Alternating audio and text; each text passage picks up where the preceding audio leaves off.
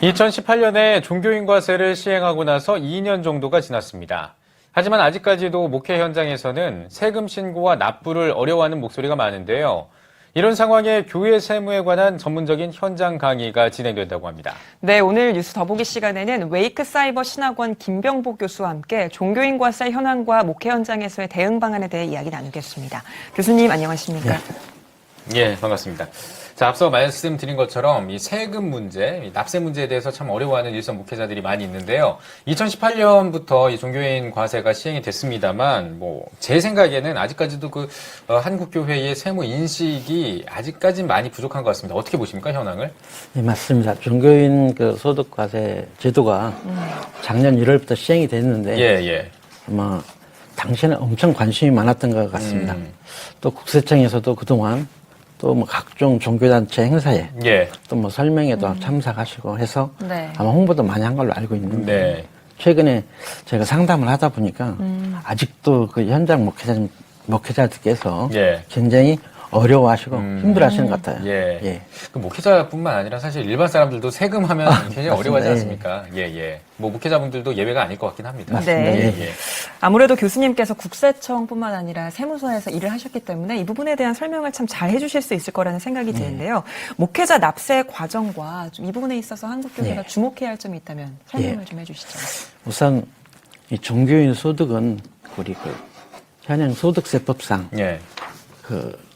기타 소득으로 연결되어 있는데 사실 소득세법은 우리나라 소득세법은 소득으로 열거돼야만이 과세가 되는 그런 체계거든요. 그래서 아마 이게 시행된 것도 그 법을 만들면서 개정하면서 아마 기타 소득으로 열거되어 있습니다. 그래서 저희가 이제 과세가 시작이 됐는데 저희가 이제 혹시 또 근로소득으로 납세자가 선택해서 신고할 수도 있습니다. 그러니까 저희가 비교를 해보니까 아마 4인 기준, 가족 기준 했을 때 아마 3천만 원 이전까지는 아마 기타 소득이나 근로소득으로 봤을 때도 거의 비슷한데 아마 소득이 3천만 원이 넘어가면은 좀 차이가 나는 것 같습니다.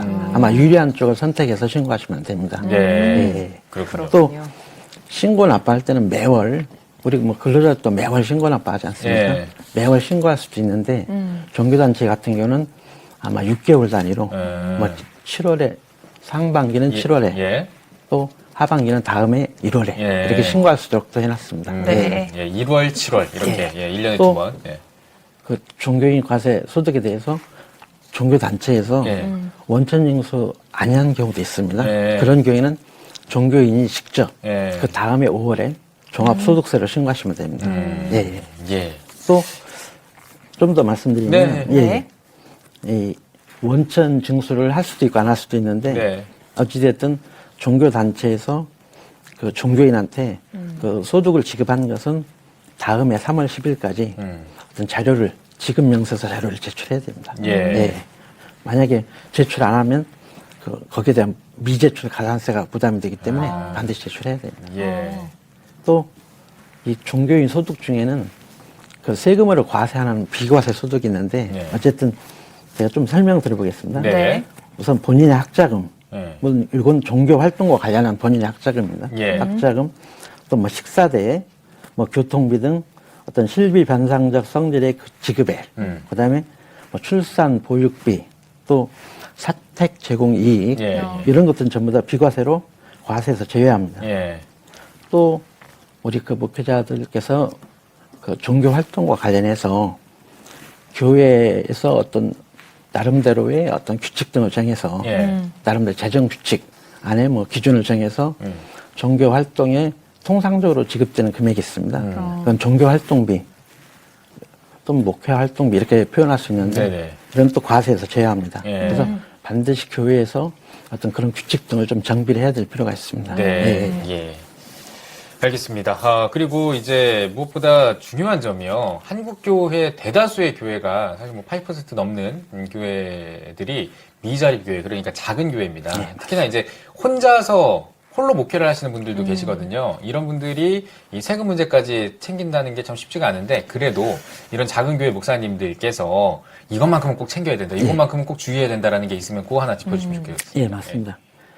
교회 규모가 크고 예산이 확보됐다면 뭐 전문가, 뭐 세무사나 회계사 등에 맡겨서 네. 어떤 이런 신고 업무를 다 할 수가 있거든요. 저희가 상담하고 이렇게 진행하다 보면은 거의 혼자 다 하세요. 네. 그래가지고 뭐 목양, 설교, 행정, 기타 모든 업무를 다 혼자 수행하시기 때문에 업무 부담이 너무 큽니다. 네. 그래서 아마 저희들 거기에 대한 지원이 좀 절실한 상황인데 어쨌든 우선 그 목회 활동비, 아까 비과세라고 말씀드린 목회 활동비, 또 과세되는 사례비, 여기에 대한 어떤 기준이 명확한 기준이 필요합니다. 그걸 마련해야 될 것 같고요. 또 하나 그 관할 세무서에 가셔서 그 종교단체가 그 고유번호증이라고 발급을 받아야 됩니다. 그러니까 일반 사업하시는 분들은 사업자 등록증이라고 발급이 되는데 종교단체는 비영리이기 때문에 고유번호증이라는 것을 발급해 주는데요. 네, 신청해서 발급받는 건데 뭐 개인으로 받을 수도 있고 또 법인으로 발급받을 수도 있는데 일단 법인으로 보는 단체가 있습니다. 거기서 발급받아야 세무상 많이 유리합니다. 중간에 말을 끊어서 죄송한데, 아까 비과세, 과세 뭐 이런 거를 이제 정할 때 교회가 그 기준을 제시할 수 있어야 된다. 뭐 이렇게 내부적으로 그 과세 관청에서 비과세, 과세 이렇게 정해진 소득에 맞게끔 종교 단체에서도 내부적으로 그런 기준을 마련해야 됩니다. 그럼 종교 단체에서는 아직 그런 기준이 마련이 되어 있지 않은 건가요? 보통 대형 교회나 큰 규모가 있는 데는 다 만들어져 있는데 미자립 교회라든지 좀 작은 교회는 그런 게 미흡할 수가 있습니다. 그래서 기준을 좀 마련해 두면은 도움이 됩니다. 그러니까 대형 교회의 그런 기준 같은 어떤 그런 기준들이 좀 마련됐으면 좋겠다. 알겠습니다. 그리고 또 하나 그 작년 이 법이 시행되고 작년 그 12월에 사단법인 한국교회 법학회에서 우리 그 종교인 소득과세 한국교회 공동 매뉴얼이라고 만들어진 게 있습니다. 이 자료를 참고하시면 많은 도움이 될 겁니다. 알겠습니다. 또 종교인이 세금을 납부하게 되면서 일선 목회자들이 혜택을 받을 수도 있다라는 의견도 있는데 이건 어떤 내용인가요? 예, 맞습니다. 이 작은 목회자의 경우에 저희가 상담 진행하면서 저희가 느낀 건데 소득이 너무 적습니다. 아마 그 200만 원 넘는 경우가 굉장히 적더라고요. 그러니까 거의 200만 원 미만인데 이 경우 저희가 자녀 장려금과 근로장려금 이런 정부 지원 혜택이 주어집니다. 우리가 근로장려금, 자녀 장려금 하는데 이 제도를 잠깐 설명드리면 이게 열심히 일하지만 소득이 적어 생활이 어려운 가구에게 저소득자의 근로를 장려하고 소득과 자녀 양육비를 지원하는 제도거든요. 그래서 저희가 그 신청 대상을 살펴보면 우선 가구당 재산이 2억 원 미만입니다. 또 연간 소득이 단독 가구는 2천만 원, 또 홀벌이 가구는 3천만 원, 또 맞벌이는 뭐 3,600만 원, 그 미만만 되면은 해당됩니다. 그래서 연간 최대 그 근로장려금은 300만 원까지, 또 자녀 장려금은 만 18세 미만 자녀 1인당 70만 원까지 지원이 됩니다. 어쨌든 이 지급액은 소득 금액하고 자산 규모에 따라서 차등 지급됩니다. 어쨌든 가장 중요한 건 신청을 해야 됩니다. 신청을 해야 되고 종교인 소득 자체가 없으면 신청 대상이 안 됩니다. 소액이라도 지급이 돼야 신청 대상입니다. 이 신청을 할 수 있으려면 사실은 어떤 증빙할 수 있는 서류가 필요하고 그 서류들을 잘 모아 놓는 것이 가장 중요하겠군요. 맞습니다. 자, 지금 말씀하신 것처럼 신청을 해야 되는데 이런 것들 사실 이런 사실 자체를 모르고 지나치는 경우들이 너무나 많은 것 같습니다. 그만큼 우리 뭐 사실 목회자분들뿐만 아닙니다. 뭐 일반 분들도 마찬가지인데 이 세무 인식에 관한 것들이 참 부족한 게 사실입니다. 그리고 특히 목회자분들은 목회에 집중을 하느라 이 세무 이 인식이 일반 분들보다 더 이렇게 좀 미루게 된다고 해야 될까요? 약간 그런 맞습니다. 부분들이 있는데 이런 세무 인식을 좀 확산시켜야 될 필요가 있을 것 같아요. 맞습니다. 우리 교수님께서는 그거에 대한 어떤 좀 노력을 해오셨는지 좀 듣고 싶거든요. 저도 그 과세관청하고 협조해서 같이 그 종교단체 그 설명에 참석도 했었거든요. 호응이 많이 좋습니다. 그다음에 또 그 제가 그 국제독립교연합회 웨이크 그 감사직하고 자문 세무사를 맡고 있거든요, 현재. 그래서 그 회원님들에 대해서 저희가 상시 상담도 또 진행해 오고 있습니다. 네.